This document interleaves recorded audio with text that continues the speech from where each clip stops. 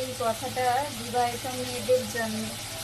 আমরা একটু ভুল বুঝি, কারণ আমাদের হাজব্যান্ডকে বলি যে তোমরা আমাকে টাইম দাও না, আমাদেরকে টাইম দাও না, তারপর শুধু কাজ নিয়ে ব্যস্ত থাকো।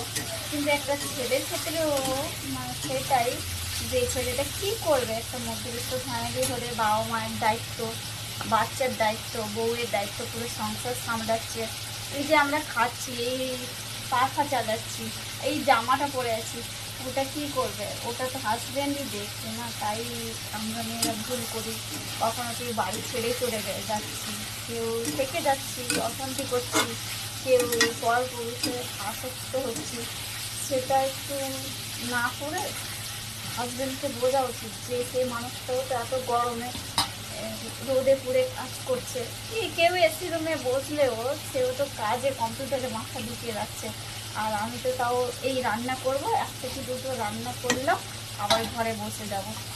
তো সেরকমই ওর সেম অভ্যাসটা মানে বুঝতে হবে। সবাই দুজন দুজনকে একটু মানিয়ে নিতে পারলে, মেনে নিতে পারলে জীবন সুন্দর। কিন্তু একটা কথা বলি, কোনো বিবাহিত মেয়েকে অবিবাহিত পুরুষ ভালোবাসে না। সবই মোহ মায়া। তোমার দায়িত্ব 10 মিনিটের নেবে, কিন্তু সারা জীবনের কেউ নেবে না।